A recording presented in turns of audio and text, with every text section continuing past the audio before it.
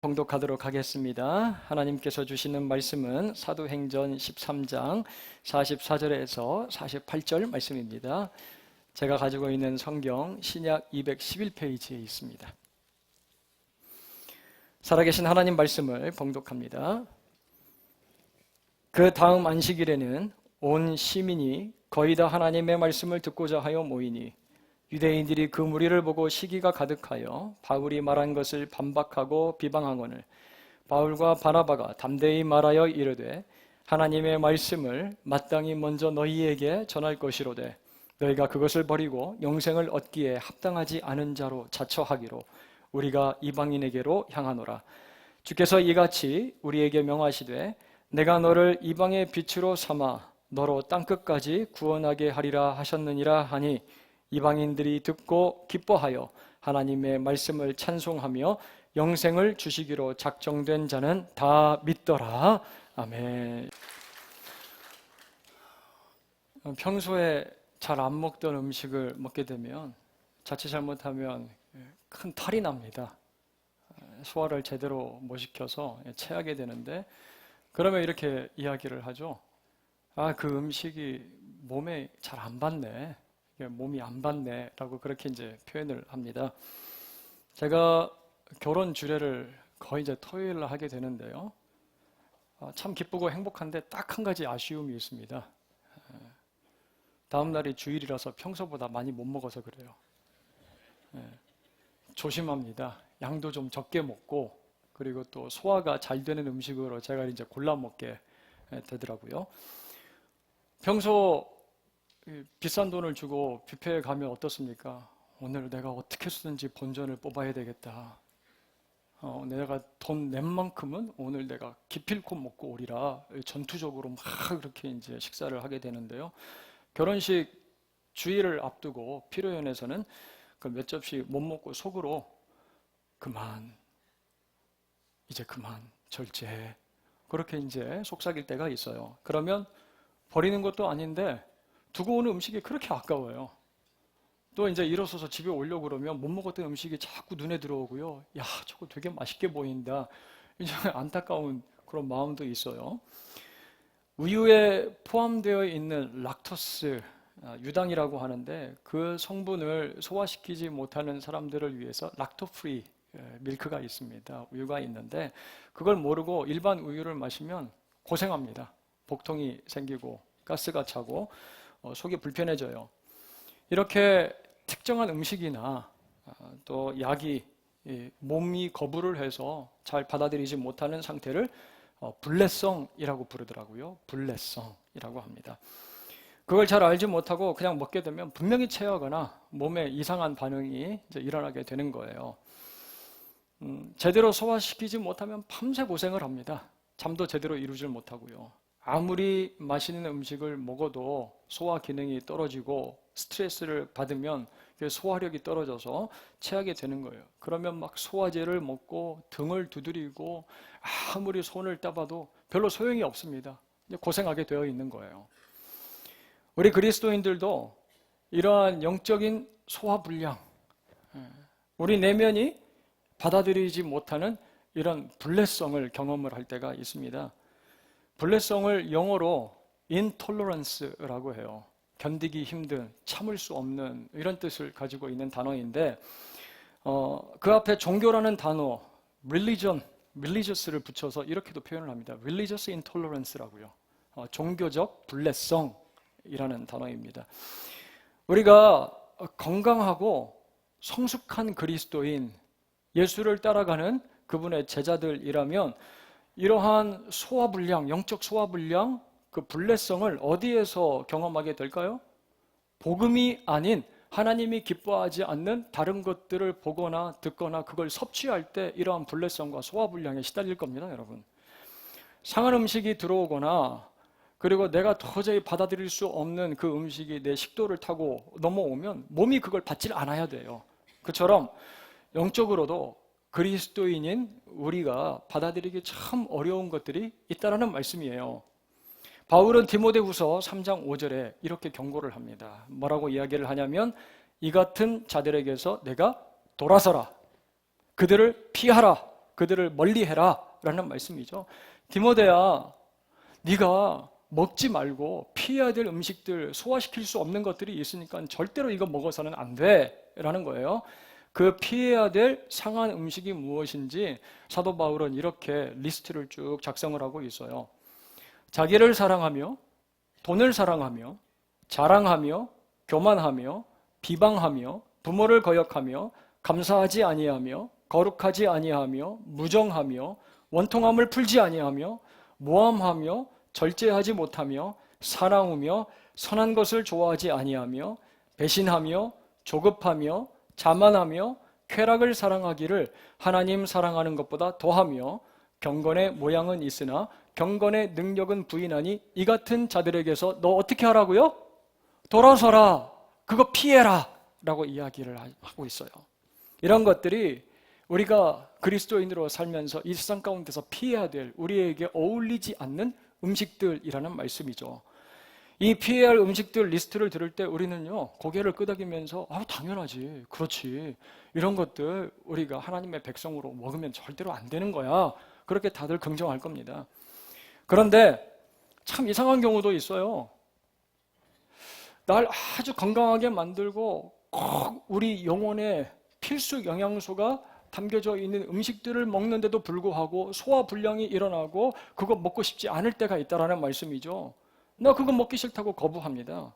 도저히 먹을 수 없다고요. 그러한 예를 고린도전서 3장 2절에서 찾아볼 수가 있죠. 우리가 고린도전서 3장 2절 말씀이에요. 내가 너희를 저주로 먹이고 밥으로 아니하였노니 이는 너희가 감당하지 못하였음이거니와 지금도 못하리라. 내가 예전에 너희가 그리스도의 초보로 살아갈 때는 젖을 먹였는데 이제 장성해서 좀 단단한 것도 먹어야 되는데 그러질 못하고 계속해서 그 어린아이와 같이 젖을 먹고 있는 상태다. 그러한 모습이 교회 공동체 안에도 있다라고 이야기를 하는 거예요. 영양가에 있는 좋은 맛있는 음식을 꼭꼭 씹어서 소화시키지 못하고 여전히 소화불량에 시달리고 있는 그리스도인들이 있다라는 말씀이에요. 그래서 아직 이유식만 먹는 지체들, 교회 안에서 성장하지 못하고 성숙하지 못한다라고 이야기를 하는 거죠. 그러한 영적인 불례성을 가지고 있는 사람들을 우리는 오늘 본문에서 목격하게 됩니다. 만나게 돼요. 사랑하는 여러분, 저와 여러분들 모두가 영적인 양식이 공급될 때 소화불량에 걸리는 분 하나도 없기를 바랍니다. 소화불량에 걸려서 속이 답답하고 그것 씹어서 영양분으로 섭취하지 못하는 분들이 하나도 없기를 바라요. 먹고 잘 씹어서 소화시키길 바랍니다. 그래서 하나님의 말씀이 공급하는 영양분으로 건강하게 이 땅을 승리하면서 걷고 그리고 주님과 함께 동행하는 저와 여러분들 모두가 되길 주님의 이름으로 축원합니다. 사도 바울과 바나바 지금 있는 곳이 어디예요? 비시디아 안디옥입니다. 지도를 보세요. 화살표로 표시된 곳이 현재 튀르키예 남서부 지역인데 이곳이 바로 지금 바울과 바나바가 있는 비시디아 안디옥이에요. 참 힘겨운 여정을 견디고 이곳에 도착한 바울 일행이 하나님의 말씀을 회당에서 전할 기회를 갖게 됩니다. 여러분 숙제 내드린 거 기억하시죠? 지난주 김서택 목사님 한 주 빠졌다고 제가 숙제 검사 안 하는 거 아닙니다. 지지난주에 13장에 바울이 설교했던 내용을 꼭 한번 읽어보라고 제가 말씀을 드렸는데 그 메시지의 핵심이 무엇입니까? 구약에 예언된 메시아, 하나님이 약속하신 그의 아들 그리스도가 바로 예수님이다 라는 거예요. 예수님에 대한 메시지였습니다. 바울은 자신이 가지고 있는 해박한 구약 성경 지식을 통하여서 예수 그리스도가 왜 메시아고 그리스도인지를 변증합니다. 담대하게 주장을 해요. 우리가 부르는 찬양처럼 예수는 그리스도라고 그렇게 주저함 없이 물러섬 없이 주장을 해요. 그의 설교에 사람들은 깊이 빠져듭니다. 그가 들려주는 성취의 말씀의 메시지에 시간이 어떻게 지나가는지도 모를 정도로 매료가 되고 있는 것 같아요. 그래서 회당의 모임이 끝나고 밖으로 나가는데 다들 바울에게 한마디씩 이렇게 이야기하는 거예요. 뭐라고 합니까? 다음 주일에도 이 말씀을 하라. 다음 주일에도 이 말씀을 하라. 그래서 지지난주 설교 제목이 또 들려주시오. 네, 또 들려주세요. 이 말씀. 그렇게 이제 부탁을 하고 삶의 자리로 이제 떠나가고 있는 거예요. 여러분, 지난 한 주 어떻게 보내셨어요? 어떻게 사셨습니까? 예수님과 복음에 대해서, 그리고 우리가 마음 중심 가운데 품고 있는 그 복음의 메시지, 그것이 우리를 변화시키고 그 메시지가 우리를 어떻게 하나님의 뜻대로 살게 하고 있는지를 많은 사람들에게 들려주시고 여러분들 또 듣고 사셨어요? 여러분이 오늘 이 예배의 자리에 나왔다는 것은 무엇을 의미하는 거예요? 또 들으러 나온 거예요. 말씀 들으러 나왔잖아요. 지난 설교 때 제가 15,000원짜리 목폴라 그 얘기 했잖아요. 아내가 안 사줬다고 설교를 했더니 예배 마치고 나가면서 성도님들이 사모님 그거 사주지 왜 안 사줬어요? 그렇게 물어봤어요? 안 물어봤어요? 물어봤죠. 이실직고 하시네요. 저희 어머니도 그 설교를 방송으로 들으셨는지 저한테 그렇게 말씀을 하시는 거예요. 강천 목사 그거 어디서 팔아? 나랑 사러 가자. 그렇게 말씀을 하시는 거예요. 여러분, 오늘 그 15,000원짜리 목폴라 제가 정말로 샀는지 안 샀는지 그거 또 들으러 오셨어요? 그거 들으러 오신 분 궁금하시죠? 나중에 들려드릴게요. 근데 이 자리에 오신 분들은 하나님 말씀 들으러 온 거예요. 복음 들으러 오셨잖아요. 여러분, 우리가 여기 모인 이유는 또 듣기 위해서 나온 거예요. 무엇을요? 예수와 복음, 하나님 말씀 들으러 나왔다라는 사실이에요. 여러분, 이 말씀 들으러 나오신 분들이 있어요. 다시 한번 축복합니다. 우리 모두에게 하나님의 말씀을 듣지 않으면 견딜 수 없는 갈망, 그 거룩한 영적인 갈급함이 우리 가운데 날마다 불일 듯이 새로워지고 일어날 수 있기를 주님의 이름으로 축원합니다. 내가 주의 말씀 듣지 않으면 살 수 없습니다라는 영적인 갈급함이 우리 중심 가운데 늘 새로워졌으면 좋겠어요. 그래서 그 말씀 듣기 위해 주일 예배의 자리로 기쁘게 또 나오고 또 나올 수 있는 우리 새한의 모든 성도 여러분들 되길 주님의 이름으로 축원합니다. 여러분, 비시디아 안디옥의 성도들이 그랬어요. 지난주 자기들이 들었던 그 꿀같이 단 말씀을 또 듣기 위해서 44절 함께 보겠습니다. 어떻게 해요? 같이 읽습니다.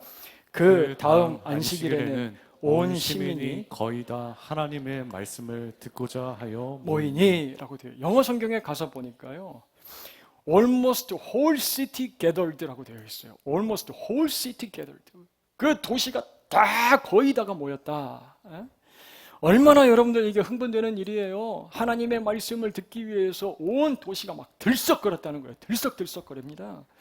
지금 교통이 편리해져서요, 이러한 모습을 잘 볼 수가 없는데 과거 우리 한국에서 부흥 집회를 하면요, 이러한 모습을 자주 볼 수 있었다고 그래요. 시골에서 이불과 먹을거리를 싸가지고요 참석을 했다는 겁니다. 사경회. 한 주 내내 이어지는 사경회에서 은혜를 받기 위해서 그곳에서 먹고 자고 머물렀다라는 거죠. 그렇게 온 도시가 말씀을 듣기 위해서 모이는 모습들이 우리 한국교회도 종종 있었다는 거예요. 자, 우리 세안교회에 오신 새가족 분들에게 질문을 던지고 물어볼 때 어떻게 등록하셨어요? 라고 물어봅니다. 그 대답을 들을 때마다 참 하나님께 감사하게 돼요. 동영상으로 몇 주 전 거의 반년 설교도 듣고 오신 분들도 있다고 이렇게 이제 얘기를 하세요. 목사님 설교 다 들어봤습니다. 그렇게 이제 이야기를 하세요. 들어봤더니 성경과 복음에 대해서 그래도 잘 전달을 하시는 것 같아서 마음이 편안해서 왔습니다. 그렇게 이제 대답을 하시는 분들이 계시는 거예요. 그리고 정말 와보니까 예배와 또 우리 성도님들의 모습이 따뜻하고 교회다워서 이제 등록하게 되셨다라고 이제 말씀을 하시는데, 아마 이런 의미일 거예요. 담임 목사가 강단에서 그 이상한 딴소리나 안 하되, 그런 말씀이신 것 같아요. 이상하고 딴소리 안 하되. 여러분, 우리 교회 공동체에 있어서 이건 너무나 당연한 일 아니겠어요? 너무나 본질적이고 중요합니다. 강단에서 하나님이 기뻐하시고 복음의 메시지가 선포가 되는 것, 너무나 중요하지만 너무나 본질적이고 당연한 일이에요. 성경적 말씀의 선포입니다. 그런데 아이러니하게도 교회를 오신 분들에게 물어보면 이렇게 말씀을 하세요. 말씀 찾아서 왔다고. 말씀 찾아서 왔다고. 사랑하는 여러분, 이렇게 기도하시기를 바랍니다. 우리 세안교회와 우리 대한민국 이 나라와 민족의 교회에 말씀이 회복되게 하여 주시옵소서. 그리고 말씀을 준비하고 선포하는 목사들이 하나님 앞에서 바르게 깨어 충성되이 진실하게 성경적 설교, 하나님께서 기뻐하시는 메시지를 선포하는 주의 종들이 되게 하여 주시옵소서. 그렇게 기도하시기를 바라요. 그때 비시디아 안디옥에서 일어났던 도시가 움직이고 움직이는 모이는 역사가 나타나게 될 거예요. 기복적인 메시지로 사람들의 욕구를 채워주고 그들의 기쁨을 충족시켜주는 메시지가 강단에서 흘러나오고 힘과 권력에 편승한 소리들도 들려오고 본문은 한 절 읽었지만 전혀 말씀과 상관없는 정치적인 이념적인 선동으로 강단을 채우는 메시지가 들려오기도 해요. 그러한 모습이 교회의 자리를 잡으면 안 되는 거예요. 그러한 메시지가, 그러한 소리들이 교회 안을 채우면 안 되는 거예요. 이 나라와 민족의 교회, 그리고 우리 세한교회에 하나님이 기뻐하시고 복음적인 성경적인 설교가 날마다 매주마다 선포되어질 수 있기를 주님의 이름으로 간절히 소원합니다. 그런데 문제가 발생하죠. 늘 복음과 하나님의 나라가 확장되려고 하면 강력한 영적 도전이 찾아오는 걸 볼 수가 있어요. 45절에 다수의 유대인들이 바울이 말한 것을 듣고 반박하고 비방했다라고 그래요. 자, 여기서 반박하다는 안틸레고입니다. 안틸레고. 반대를 의미하는 안티, 그리고 말하다라는 동사 레고의 합성어예요. 자, 그리고 이 비방했다라는 단어는 모욕하다, 악한 의도로 누구의 명성과 평판을 공격한다라는 그런 뜻을 가지고 있습니다. 이러한 반박과 비방의 모습, 반응을 보이게 된 이유를 45절은 정확하게 이렇게 언급을 하고 있어요. 우리들에게 보여주고 있습니다. 자, 그렇게 바울의 복음, 바울이 전하는 복음, 하나님의 말씀, 그걸 듣기 위해서 온 도시 사람들이 그 가득 회당을 모으고 그리고 그 자리에 모여들었는데 그 모습을 보고 유대인들의 마음에 무엇이 가득하다고 그래요? 시기심이 가득하다. 시기심이 마음의 자리를 잡습니다. 여러분, 사울왕이 이런 소리를 들어요. 다윗은 만만이고 사울은 천천이다. 다윗은 만만이고 사울은 천천이다. 나라를 위기에서 구해내고 전쟁을 승리로 이끈 다윗이었지만 백성들의 이 노랫소리에 사울의 마음은 시기심으로 불타오릅니다. 그리고 그렇게 타오른 시기심으로 다윗을 태워 죽이려고 해요. 불로. 바울이 전한 복음, 그 진리의 메시지를 듣기 위해서 거의 모든 시민들이 몰려들었어요. 그 광경을 지켜본 유대인들의 마음 가운데 이상한 시기심이 자리를 잡아요. 우리에게 이러한 심리가 작동할 때가 있잖아요. 내가 정말 갖고 싶었는데, 먹고 싶고, 그리고 또 가고 싶었는데 누가 옆에서 나 거기 가봤다? 나 그거 먹었다? 그리고 내가 갖고 싶은 것도 이렇게 가지고 오면 어떻습니까? 속으로. 속도 아니고 그냥 입으로도 이야기할 때가 있어요. 그거 별로다야. 그 유행 지났어. 에이, 먹어봤는데 별것도 아니더라. 이렇게 얘기를 할 때가 있어요, 우리가. 제가 신학교 다닐 때 전도사님 한 분이 최신형 노트북을 사가지고 오신 거예요. 마음에 얼마나 부러워야죠. 야, 저걸로 이제 숙제하면 너무 좋겠다. 막 이런 생각도 들고요. 자랑하는 건 아니에요. 그 전도사님이. 이게 기능이 뭐 이런 것도 있고 저런 것도 있고 막 그렇게 얘기를 해주는데 그 모습을 보면서 이상하게 제 마음 중심 가운데 시기심 비슷한 게 착 자리를 잡고 속으로 이렇게 이야기를 탁 하게 되는 거예요. 뭐라고 이야기를 했냐. 몇 달만 지나봐라. 바로 구형이지. 신제품 또 나온다. 이게 이제 생각이 딱 드는 거예요. 여러분, 시기심이 마음의 자리를 잡으면요, 우리의 입술이 날카로워집니다. 칼을 뱉어내요. 근거 없이 반박하고 비방을 하게 됩니다. 사울처럼 다윗이 칭찬받고 잘 되는 꼴을 너무 보기가 싫은 거예요. 그리고 50절 말씀을 보세요. 유대인들이 경건한 귀부인들과 그 신의 유력자들을 어떻게 합니까? 선동을 해서 바울과 바나바를 결국 박해하고 쫓아낸다 라고 되어 있어요. 여러분, 영적 소화 불량에 걸려있는 사람들 특징이 보이시죠? 시기가 가득하여 반박하고 비방을 해요. 그리고 선동하고 박해해서 복음을 쫓아냅니다. 우리가 예수님을 믿고 복음을 마음 가운데 품고 예수님 닮아가는 삶을 살아가려고 하는 그 모습, 기쁨을 누리면서 살아가려고 할 때 그 모습을 시기하는 세력들이 있다는 거예요. 그래서 반박하고 비방합니다.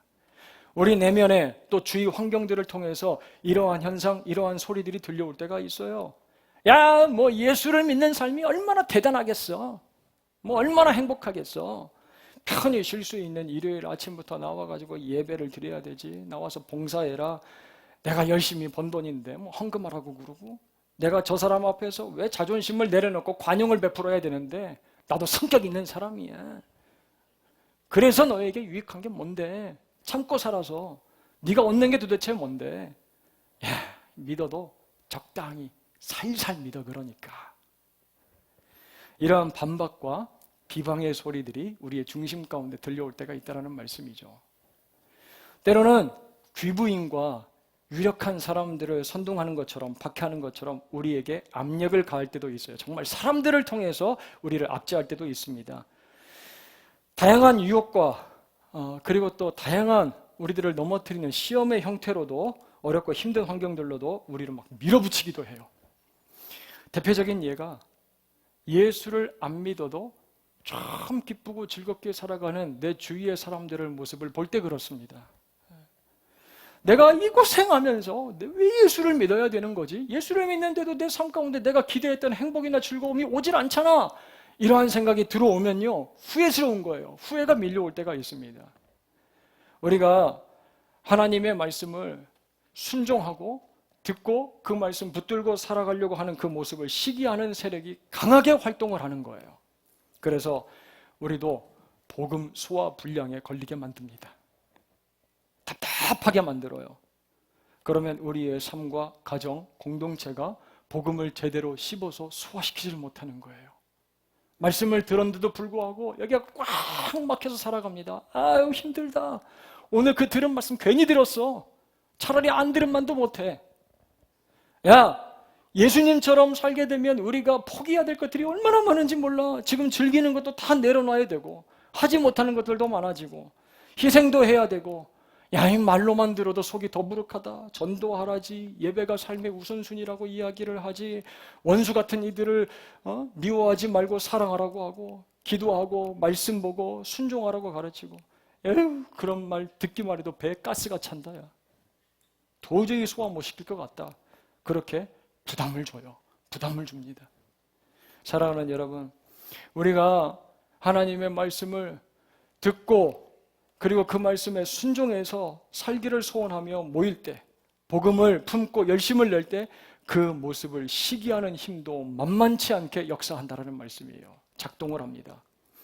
그리고 45절, 시기심 때문에 소화불량에 걸린 이들의 특징, 그 증상을 우리가 잘 기억하고 분별을 해야 돼요. 그래야 우리도 소화불량에 걸리질 않습니다. 복음을 반박하고 비방을 합니다. 그리고 그 말씀을 받고 순종하려는 이들을 어떻게 해요? 선동하고 박해를 합니다. 그렇게 해서 최종적으로 그들이 이루려고 하는, 악한 세력이 이루려고 하는 목적이 무엇입니까? 복음을 전하는 그 메시지를 그 지역에서 쫓아내려고 하는 거예요. 여러분, 시기심이 참 무섭습니다. 공동체나 조직에서 이 크랩 이펙트라는 것을 볼 수가 있어요. 크랩 이펙트, 개 현상입니다. 개 현상인데, 수산시장에 이제 가서 그 수조를 보면요, 참 신기합니다. 특히 이제 게가, 랍스터 막 이런 것들이 가득 담겨 있는 좁은 수조 안을 보면은 참 재밌어요. 그래서 이제 흥미롭게 팔짱을 끼고 이렇게 바라봅니다. 뭘 생각을 하냐면, 야, 저렇게 게가 가득 들어있는데 저기서 한두 마리 정도는 탈출할 수 있지 않을까 생각이 드는 거예요. 근데 이상하게 한 마리도 빠져나오지 못하고 딱 그 안에서 막 옹기종기 막 엉켜가지고 그러고 있는 거예요. 왜 그런지 아세요? 왜냐하면 이 개들은요, 다른 개체가, 개가 그 수조 안에서 빠져나가려고 하면 나가지 못하도록 집게발로 꽉 붙드는 습성이 있다고 그래요. 못 나가도록 딱 붙잡는데, 그래서 빠져나가지 못하고요, 우리 접시 위에 맛있게 요리가 돼서 올라오는 거예요. 탈출하면 우리가 어떻게 먹어요, 걔네들을. 누군가 성공하거나 발전하려고 할 때 주변에서 이를 방해하는 심리적인 사회적 현상이 바로 이 크랩 이펙트라고 합니다. 개 현상이라고 하는 거예요. 기도하려고 하는데, 오늘부터 시작입니다. 제자 훈련하려고 하는데, 주일 교회 가려고 하는데, 복음을 품고 내가 그 땅에 이르러서 열매를 맺으면서 살려고 하는데 딱 집게로 붙잡아서 나를 확 끌어당기는 강한 세력이 작동을 할 때가 있다는 말씀이에요. 사랑하는 여러분, 우리 세한교회는 이러한 현상이 나타나지 않기를 간절히 소원합니다. 우리 세한교회는 이러한 현상이 나타나지 않았으면 좋겠어요. 누구 한 사람도 영적 소화불량에 걸려서 체하지 않기를 바랍니다. 답답한 상태 가운데 있지 않기를 바라요. 오히려 서로에게 소화제가 되어주는 공동체가 되었으면 좋겠어요. 어렵고 힘든 일들, 이해되지 않는 아프고 걱정되는 일들, 그런 일들이 찾아올 때 이렇게 말합니까? 그것 봐! 적당히 믿으라고 했잖아. 아무거나 막 먹으니까 꽉 채해가지고 소화불량에 걸려가지고 얼마나 힘들게 지금 신앙생활하고 있어. 천천히 무식하게 믿으니까 그렇잖아. 후회하고 실망하잖아. 여러분, 그렇게 말하는 게 아니라 상대방을 위해서 기도해주고, 내가 붙들고 승리한 그 말씀을 이야기해주고, 내가 어떻게 지금 살아가고 있는지를 들려줄 수 있는, 승리할 수 있는, 내가 승리하며 살아가고 있는지를 들려주는, 꽉 마음 중심이 막혀서 답답한 지체들, 영혼을 시원하게 뚫어줄 수 있는. 여러분, 소화제 하면 뭡니까? 대표적인 소화제, 가스. 그 앞에 무슨 표? 부채표. 우리는 활명수가 되어야 됩니다, 여러분. 하나님 표, 가스, 활명수. 이러한 소화제로 다른 사람들의 막힌 영적인 이 답답함을 시원하게 뚫어주면서 살아가는 우리 세안의 모든 믿음의 지체들 되길 주님의 이름으로 축원해요. 자, 그런가 하면 영적 소화불량에 빠져서 바울이 전한 그 복음, 반박하고 비방하는 이들, 사람들을 선동해서 박해하고 복음을 쫓아내는 이들에게 바울과 바나바가 하는 말을 우리가 듣게 돼요. 46절. 바울과 바나바가 담대히 말하여 이르되 하나님의 말씀을 마땅히 먼저 너희에게 전할 것이로되, 여기부터 함께 읽습니다. 너희가 그것을 버리고 영생을 얻기에 합당하지 않은 자로 자처하기로 우리가 이방인에게로 향하노라 라고 합니다. 바울이 전하는 그 복음을 버린 사람들, 스스로 무엇을 판단하는 사람들이에요? 나는 영생을 얻기에 합당치 않은 사람들이다 라고 자처한다. 나에게 그러한 영생의 복음은 별 필요가 없는 것처럼 느껴집니다 라고 스스로 주장한다는 의미예요. 우리는요, 보이지 않아도요, 수없이 많은 이 우주 규칙, 원리의 안에서 살아가고 있어요. 만유인력의 법칙이 우리 눈에 보입니까? 직접적으로? 그렇지 않죠. 사과가 떨어지거나 우리가 발붙이고 살아가고 있는 모습을 보니까 만유인력의 법칙이 있구나라고 우리가 그렇게 아는 거예요.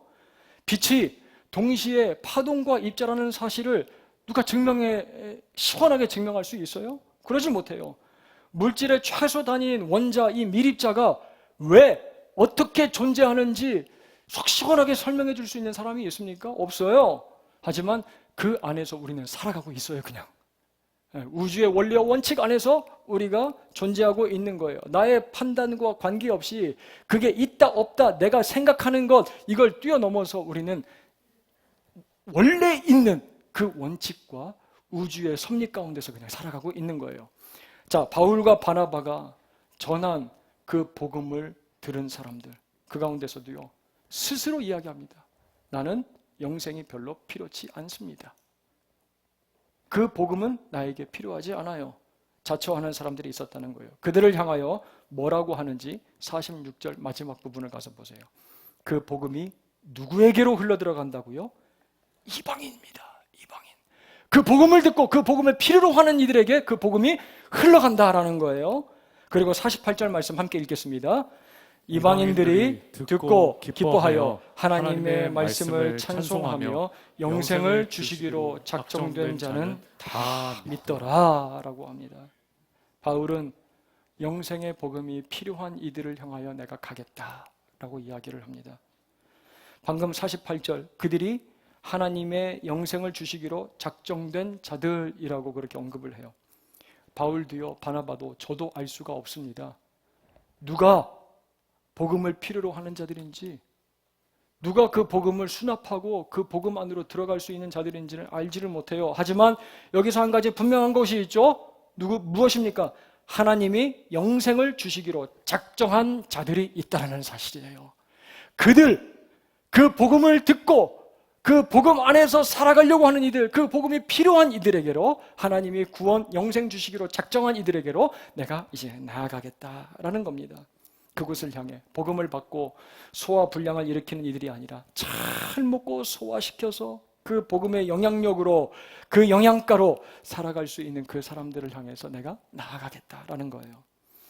미국에서 제가 오래 이제 사역을 했는데, 사역할 때 권사님 한 분이 이제 그 사위가 백인분이신데, 그 백인분이 하는 이제 일이 도축업입니다. 도축업을 하시는 이제 권사님 사위가 있어요. 그런데 한 번씩 권사님이요, 우리 목회자들 먹이겠다고 이 소뼈를요, 진짜 거의 그 차 안에다 가득 실을 정도로 해가지고 얼마나 많이 가져오시는지 몰라요. 하나름 가져오십니다. 속꼬리, 도가니, 싱싱한 뼈를요 하나름 들고 오세요.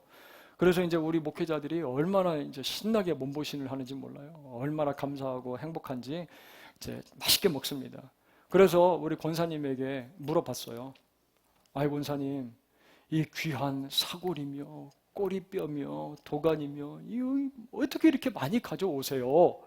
그랬더니 목사님, 우리 사위는 이거 다 쓸모없다고 버려요. 그 백인들은 뼈다귀 안 먹습니다. 우리 사위한테는 이거 다 쓰레기인데요, 우리한테는 보물이잖아요. 그렇게 말씀을 하시는 거예요.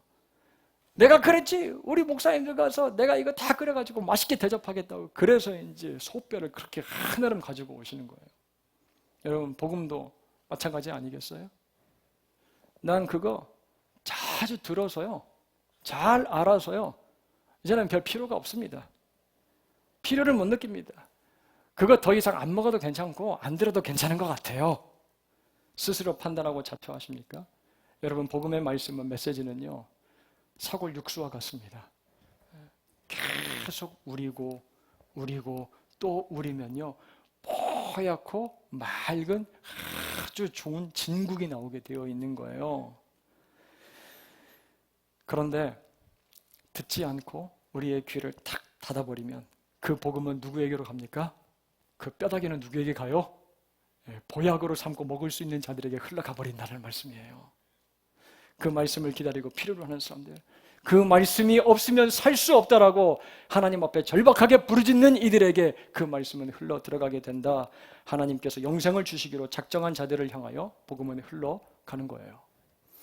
제가 지난주 집회 일정이 다 마치고 나서요, 마음이 이상하게 무거운 거예요. 하나님께서 주신 은혜 다음에 바로 이런 마음이 찾아온다고 하는데 정말 이러한 상태인가? 그 피곤함도 있고 약간 지침도 찾아오고요. 제가 늘 마음 한켠에 내 담임 목사로서 목회를 과연 잘하고 있나라는 이 생각, 이 불안함, 두려움, 이런 무게감이 느껴지는 건 당연하잖아요. 그런데 그 주간, 이 지난 주간은 조금 더했던 것 같아요. 마음에 이제 그러한 생각이 자꾸 들어요. 그런데 장미상가 아시죠? 장미상가에 제가 이제 점심 먹으러 갔다가 이런 모습을 봤어요. 한 60대 여성분이신데 이제 장을 많이 보셨는지 그 비닐봉투 한 대여섯 개에다가 가득 넣었어요. 이제 장 본 것들을 그 무겁게 이제 들고 가시겠다 생각이 들었는데요. 이 봉다리를 앞뒤로 살짝 흔들면서 사뿐사뿐 걸어가시는 거예요. 이렇게 걸어가십니다. 이렇게 걸어가면서 내가 잘하는 노래를 부르시는 거예요. 어떤 노래를 부르시냐면, 나의 반석이신 하나님, 내게 행하신 일 찬양합니다. 신실하신 하나님, 실수가 없으신 좋으신 나의 주. 조금만 이렇게 부르세요. 근데 제 귀에는 그게 왜 이렇게 크게 들려야죠? 그 찬양이 막 제 귀 안으로 흘러 들어오는 거예요. 그 모습을 보는데요, 제가 너무 부러워서 갑자기 마음이 울컥하는 거예요. 막 눈물이 날 것 같은 거예요. 목사인 나는 뭔지 모를 이유 때문에 소화불량에 걸린 것처럼 이렇게 마음이 답답한데 저분은 저는 왜 이렇게 행복한 거야? 그 생각이 들어요. 부끄럽기까지 했습니다. 그래서 기도했어요. 하나님, 저 비닐봉다리 앞뒤로 흔들면서 사뿐사뿐 걸어가고 있는 저 60대 아줌마처럼 제 마음도 기쁘게 해주세요. 제 소화불량에 걸린 것 같아요. 이거 좀 꺼지게 해주세요. 네, 그렇게 기도를 했습니다. 하나님의 능력과 은혜와 사랑이 제 마음 가운데도 좀 흘러들어오게 해주세요. 하나님, 저의 사역도 목회도 저 아줌마 발걸음처럼 가벼워지게 하여 주시옵소서. 제 안에 있는 걱정과 근심도 다 사라지게 해주세요. 그렇게 기도하게 됐어요. 사랑하는 여러분, 혹시 우리에게 유대인들에게 있었던 시기심 같은 그런 것들이 마음에 자리 잡고 소화불량에 시달리고 있는 분들 계시나요? 질투심, 미움과 분노, 비교의식과 걱정과 불안함, 실패로 인한 트라우마, 무기력함, 이러한 것들이 우리를 답답하게 만들고 있다면 이 시간 말씀을 기억하면서 이렇게 하나님 앞에 기도하기를 바랍니다. 하나님, 제게 은혜가 흘러 들어와야 되겠습니다. 하나님의 놀라운 능력과 사랑이 제 안으로 콸콸 흘러 들어와야 되겠습니다. 말씀을 듣게 하여 주시고 말씀으로 승리하게 하시고 말씀 붙들고 살게 하여 주시옵소서. 소화불량처럼 박혀있는 내 마음이 시원하게 뚫리게 하여 주시옵소서. 그렇게 기도할 때 하나님께서 놀라운 일을 여러분들 삶 가운데 또 일으켜 주실 줄로 믿습니다. 52절 말씀처럼 기쁨과 성령이 충만한 제자로 그렇게 매일매일 말씀 붙들고 살아가는 저와 여러분들 모두가 되길 주님의 이름으로 축원합니다.